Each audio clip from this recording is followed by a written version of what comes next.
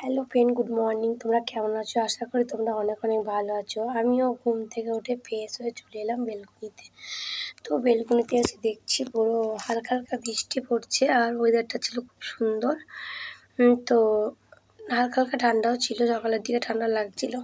তো দেখো এদিকে পুরো সবুজ সবুজ ভরা পুরো গাছগুলো লাগছে দেখতে, কারণ হালকা হালকা এখনও বৃষ্টি পড়ছে। দেখতেই পাচ্ছ পুরো রাস্তা ভিজে পুরো একদম। তো দিল্লিতে প্রায়ই চলতে থাকে এরকম বৃষ্টি, আজকে বৃষ্টি তো কালকে রোদ, কোনো ব্যাপারই নয়। তো দেখো ওয়েদারটা খুব সুন্দর ছিল, আমার কিন্তু খুব ভালো লাগছিল। আর কিছুক্ষণ দাঁড়িয়ে থাকার পরে মনটা অনেকটা ভালো হয়ে যায়, যেহেতু আমার রুমের সামনে পুরো গাছ সবুজ সবুজ ভরা। আর দেখতে পাচ্ছ নিচ দিয়ে যে রাস্তাটা গেছে, রাস্তা আর ওই সাইডে যে রুমগুলো দেখছো সবগুলো কিন্তু কোয়ার্টার। তা আমি চলে এলাম কিচেন রুমে এসে কিন্তু এখন আমি রান্নার জন্য জোগাড় করে নিয়েছি। দেখো আজকে কী রান্না করবো মেনুতে। আজকে রান্না করবো মাটন।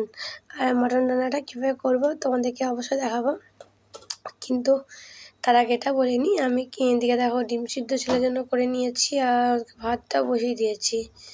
এ দেখো মটনের পিসগুলো ছিল একদম অনেকটা বড় বড়, যখন 750 নিয়ে এসেছিলো মটন। আগে ভাত বসিয়ে দিয়েছি বাবুর জন্য। তো আজকে যোগাযান্তি করে নিয়েছি, টক দই থেকে শুরু করে যা যা লাগে মশলাপাতি রান্না করতে। তো চলো এবার শুরু করা যাক। এদিকে কিন্তু কুকারটাও বসিয়ে দিয়েছি, খালি জ্বালতে বাকি গ্যাসটা। তো আমি কিন্তু এভাবেই রান্নাটা করবো কুকারে। তোমরা কীভাবে রান্নাটা করো অবশ্যই কমেন্ট করে বলবে। কিন্তু কুকারে রান্না করলে খেতেও টেস্ট লাগে আর মাংসটা ভালো সিদ্ধ হয়। টাটা, তোমরা ভালো থেকো।